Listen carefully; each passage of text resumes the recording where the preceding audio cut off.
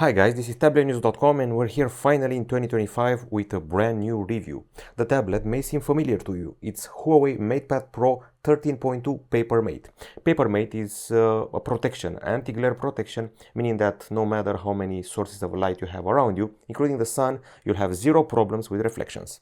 Now, aside from that, this is a premium product with a premium build. It's fiberglass and aluminum. It's got a keyboard in the box, keyboard accessory. It's got a stylus that's bundled in some countries, and the price should be around 1,200 euros, at least in Europe. We have this interesting yellow color, and the device is pretty well spec'd and packed with an application called GoPaint, which has layers like Photoshop and a ton of productivity features. It's got an OLED screen, 13-inch, a pretty solid Kirin processor, which was good enough for me to play some PUBG, and as well as that, we could also watch some TV shows and manga, and there's no problem with the whole setup here with the G-Box and all of that.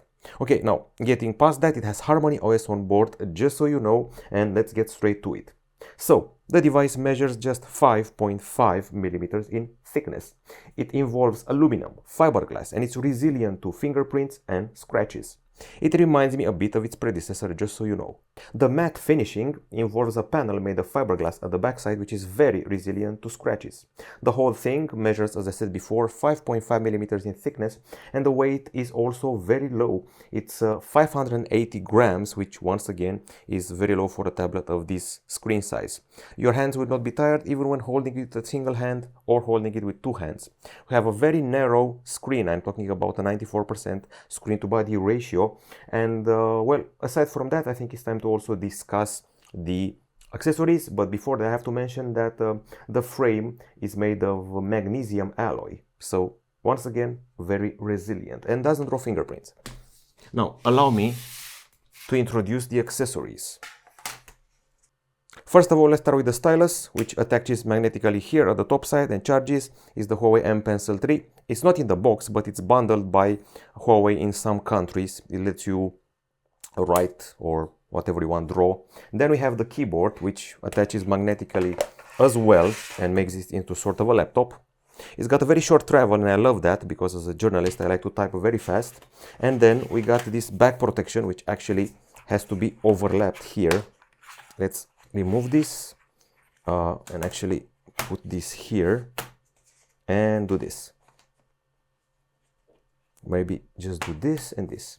Okay, so the back protection obviously protects the back, but it also has a kickstand, so you can prop up the device like this and watch some of your favorite shows on the likes of Netflix, HBO Max, Disney, or what have you. So if you want to go here for Sky Showtime, you can watch your TV shows, you can watch the new Dexter, or once again, whatever you want in this setup.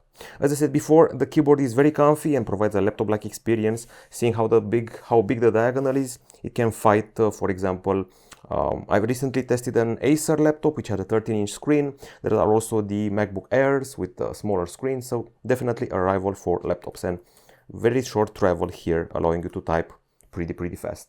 And of course, you also have this generous trackpad here, and you press this and you start typing this.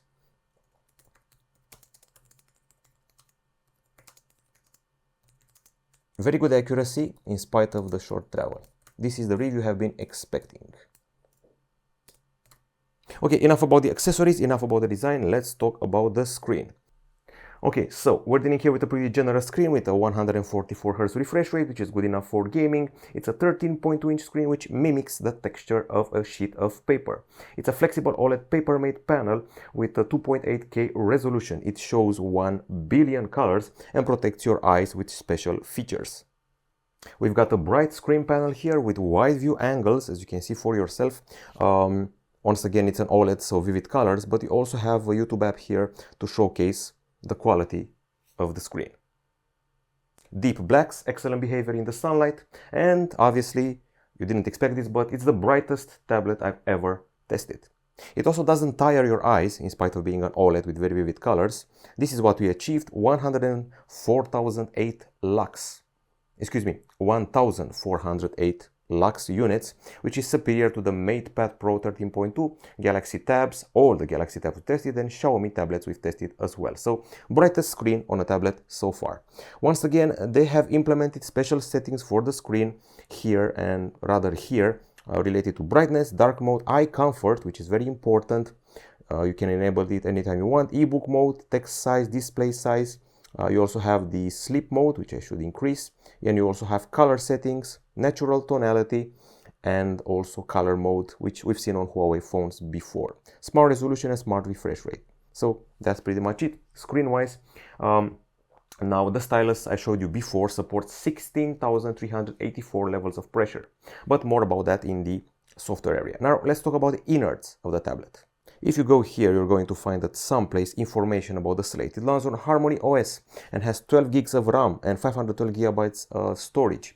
Aside from that, it has a Kirin processor. As usually, Huawei is keeping the Kirin processor mysterious. I use the tablet for productivity and gaming. I play some PUBG with a high refresh rate and very good details. Pretty nice optimization for PUBG, just like the other apps used here. So no overheating and as well as pretty high frame rate. We did some benchmarks and let's check them out here. And in the CPU throttling test, we lost 28% performance, which is, I would say, modest for a tablet, but better than some flagships out there. These are the 3D Mark tests, and when it comes to the GPU, it's quite a solid contender, top 5 material, so gamers will be very happy with what we achieved here. We also have Basemark Web, second place. We also have disk speed test, where it's doing also fine, so all of our benchmarks were quite fine. Now when it comes to the temperature, I don't have any problem here. In benchmarks only 30 degrees Celsius, in games 30.9, so no trace of overheating. Now I should also mention that in the 3D Mark Slingshot Extreme test, the Vulkan one, the frame per second was around 44 and 80 frames per second, so between 40 and 80, which is very good for such a device. The storage is fast. It achieves 1074 MB per second in reading, 446 MB per second in writing. Applications will install fast, and I think it's high time we discussed the battery. First of all, it's a 10,100 mAh unit, lithium ion, and it promises 100 watts wired charging, which is very fast. The battery is pretty generous considering the actual size of the device that we have here, a 13-inch slate. Now let's see how we did. So, video playback 14 hours and 32 minutes. We surpassed Galaxy Tab S6, MatePad Pro 13.2, the predecessor, and other Huawei MatePads. We are surpassed by the MatePad Pro 12.2 PaperMatte and Tab S9 FE Plus. We didn't have the PC Mark test here, but I did have my own experience. You can easily achieve 2 or maybe 3 days of use. I would say medium use with some moments of standby, some productivity, some TV shows and some music. So 2-3 days is definitely doable. You can definitely watch a whole season of a TV show with 10 episodes. When it comes to the charging, we needed only 1 hour and 10 minutes for a full charge, which is excellent for such a battery size. Third spot all time, faster than all the Samsung Galaxy Tabs ever made. And after 30 minutes, you're already at 65%. You can definitely get 1 day of medium use from this device. So I'm pretty happy with the battery here. As far as the acoustics are concerned, Huawei is as usual going all out. So we have 1 speaker here, 1 here, and 2 more here, and there should be more because in total we have 6 speakers on board of this device. It's a powerful tablet with a stereo setup, and let's actually check out some tunes.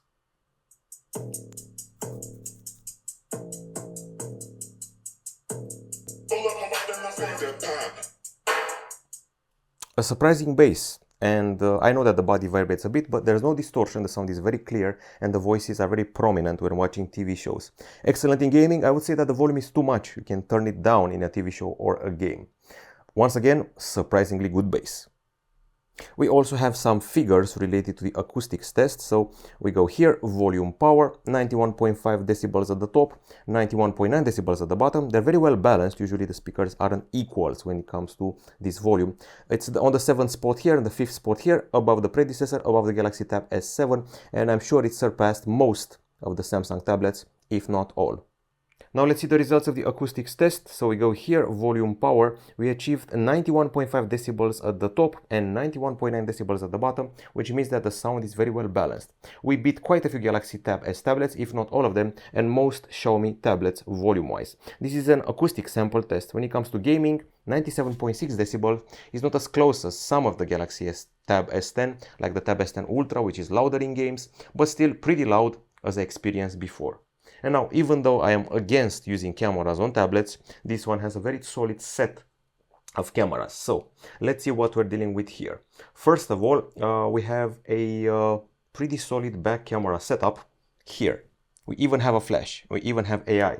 So there's a 50 megapixel main camera with f1.8 aperture and 8 megapixel ultra wide camera. There's LED flash, 4K filming, and we have a 16 megapixel selfie sensor here at the top side of the screen, which offers full HD filming, and also a 3D time-of-flight sensor next to it, which helps with the face unlock and also collects data for the depth of the photos. Now, of course, I did take some shots, not many of them, but I did take some, and you'll be able to notice here that we have a lot of details. I would say it's as good as a mid-range phone like a Galaxy A35 or A55. That's where level we're at least indoors. It's doing, I would say, quite fine in color reproduction, and of course brightness. I would say brightness is one of the strongest suits. Of course, moving objects a bit harder.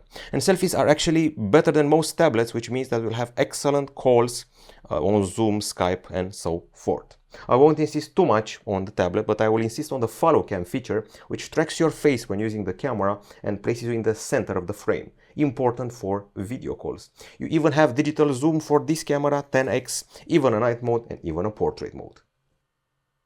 Now, when it comes to connectivity, the device provides you with all the goodies like Wi-Fi 6 and also Nearlink, which let me connect my stylus before, and the keyboard as well. So we don't have a cellular version, which means you're going to be using it at home mostly. Very fast Wi-Fi. We also have Bluetooth 5.2, GPS, Galileo, GLONASS, and BDS. There is an USB-C port here. It's actually USB-C with the functionality of DisplayPort 1.2, so it outputs some video signal. Now, when it comes to the Nearlink accessories, that's the technology that Huawei has patented. It's a sort of alternative to Bluetooth, and it works very fast and very snappy, so the latency is reduced very much. The accessories were very fast identified, so yeah, fast connection. Now, software-wise, we have a lot to talk about because this is not Android, but you can actually make it into Android. This is HarmonyOS 4.0, and thanks to Gbox, this solution here actually got around to accessing the Play Store and installing quite a few applications, which is not bad. And of course, you can also install the full Google suite. We have here Google Drive, you have the YouTube, we have Maps, we have Gmail, and you can install them via microG. So once you install an application here, once you install a Google application from here, microG becomes installed, you get identified, you get authenticated into your account, and you're going to get a lot of details synced to your YouTube, to your Maps, Drive, Docs, and so forth. So once again, it's not Android, but you can definitely use things as if you were on Android. HarmonyOS is very well optimized for multitasking, and I'm not just talking about these windows, which can sometimes overlap, and you can sometimes open more on the screen at the same time. So you can have App Gallery here, and you can have this overlapped, and you can quickly take notes on it if you want. Of course, there's also the option of split screen available, and you can also drag from the side to open even more applications like this. And you can add them to your window. You can also move them around and increase or decrease their size, have them handy, and do more things. I could even put a YouTube video here, watch it while I watch photos and write something. So that's just one example of multitasking. This is the dock area. These are the recently used apps, and these are the more commonly used applications on the device. Swipe to the side, this is the Today view, which is basically an aggregator of news and useful shortcuts. While if you swipe from here, you get your notifications, and if you swipe from here, you get your quick settings, as they call them. I won't delve too much on the settings, but I do want to mention that we have a fingerprint scanner at the side in the power button. You have here fingerprint ID. You get here your super device. You can interconnect yourself to other Huawei devices. You have here your customization of interface with always on display and icons. And you also have your storage options, your extra security options, your privacy, location, digital balance, and Huawei Assistant with these features. AI voice, AI lens, AI touch, tips, and today with a seamless interaction. Okay, so the keyboard I mentioned before with a very short travel. Now I want to mention the Go Paint application. I'm actually shocked every time I use it because it's free. It's completely free to download and use from the app gallery. Basically, this is sort of like a combination of Paint and Photoshop. It includes over 100 types of brushes, texture of paper. You can mimic oil on a canvas, ink wash, fine, I would say, water painting or things like that. So you can set parameters like opacity, gloss, shadows, granularity, and scale. You can even work with up to 8K canvases, which is huge. You have layers, There's also palm rejection. So if you put your hand here and you have this palm, it will be rejected as an input for your, well, stylus input at the same time. So yeah, that's pretty cool. And once again, I'm shocked that it's a free applications, and you can even import or export stuff from it to Photoshop and vice versa. There's also a stylus zone here. So this is the M-Pen zone, which suggests applications that put your stylus to good use, some PDF converters as well. And if you want to take notes, of course, we have this application here, and you can definitely do some handwriting.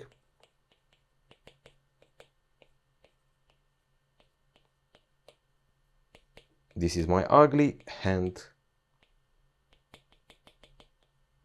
Okay, so 16,000 levels of pressure, and at the same time, very snappy and very fast when it comes to input, thanks to this stylus. So productivity is pretty fine. This is the Huawei Notes, and it has multiple features here which have been added over the past year. Let's see some of them. Okay, so you can print this, you can export this as a document, you can share it, you can work with multiple notebooks, you can have a to-do list.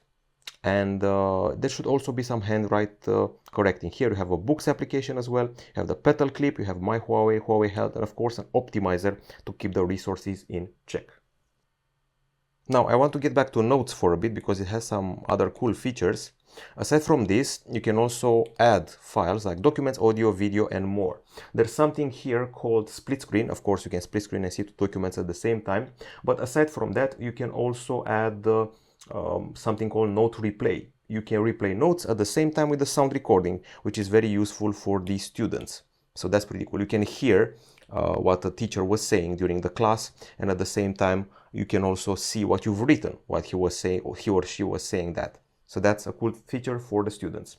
Now, once again, the whole micro SD and Gbox thing, the applications include, once again, YouTube, Google Drive, YouTube Music, and Gboard, Pinterest, Google Chrome, what have you. So if I write Chrome here, you can definitely install it. Google Chrome, install, no problem. Here we go. Don't ask again. Continue. So yes, you can have Google Apps, you can have them with your account synchronized, and there will be zero problems with it. So Google services are available in this Harmony OS. As you can see, you can sync your Google account here, and it will sync your favorites, bookmarks, and more if you want to.